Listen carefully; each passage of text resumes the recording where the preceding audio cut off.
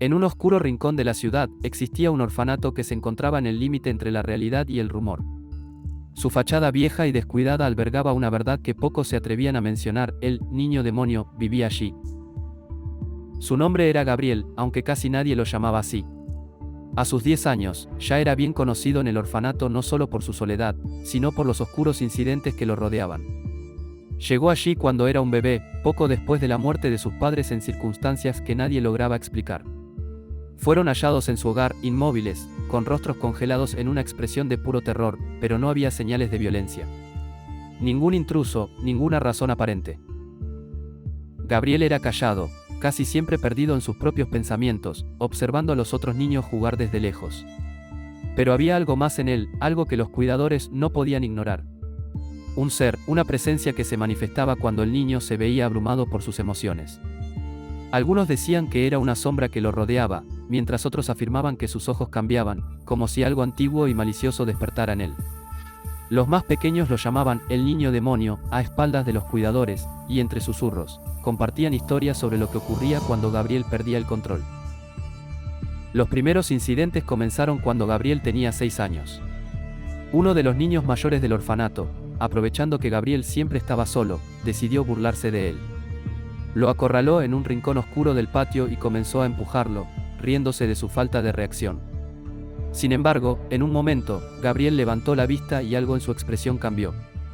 Sus ojos, normalmente tristes y apagados, adquirieron un brillo rojo, profundo como la sangre.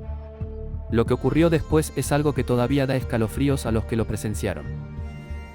El niño mayor fue encontrado horas después, temblando bajo una cama, incapaz de articular una palabra coherente sobre lo que había sucedido.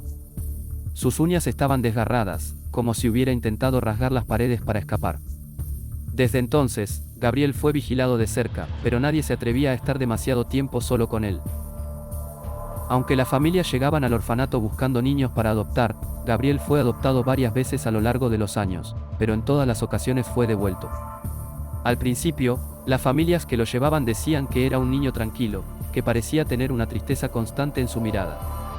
Pero esa calma nunca duraba. Siempre había un momento en el que Gabriel se dejaba llevar por el miedo, la tristeza o la rabia, y entonces el otro se manifestaba. Una de las familias que lo adoptó, los Martínez, parecían encantados con él. Creían que con amor y cuidado, podrían ayudar a Gabriel a superar cualquier trauma.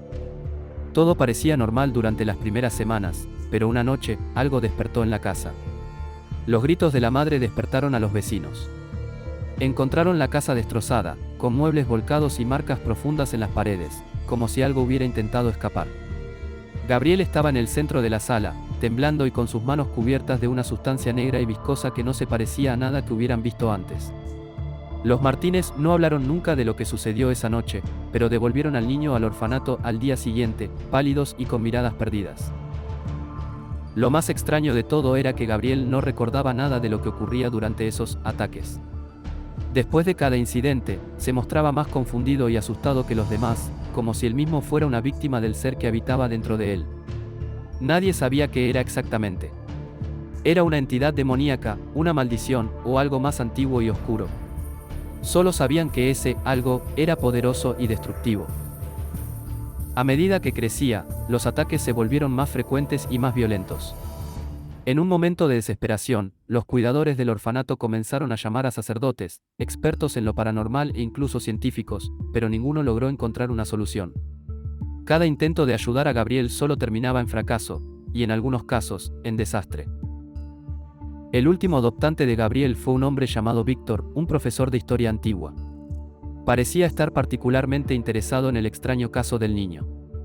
Decía que había leído sobre casos similares en antiguos textos, en los que se hablaba de seres oscuros que habitaban en el alma de las personas desde el nacimiento, alimentándose de sus emociones. Durante el tiempo que Gabriel pasó con él, parecía haber una calma, como si el profesor supiera cómo contener al ser. Pero, al igual que todos los demás, subestimó la oscuridad que habitaba en el niño.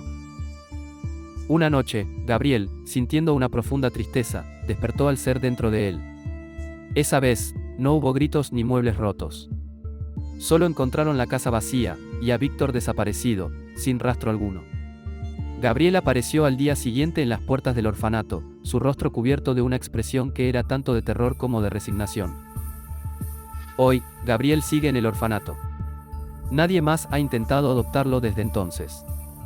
Algunos creen que el ser dentro de él está ganando más control, que ya no necesita las emociones de Gabriel para manifestarse.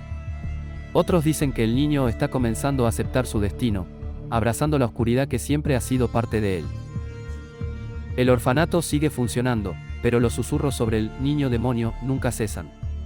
Las luces parpadean en los pasillos cada vez que Gabriel pasa cerca, y a veces, en las noches más silenciosas, los otros niños aseguran escuchar una risa que no es la suya, una risa que viene de lo más profundo de su ser.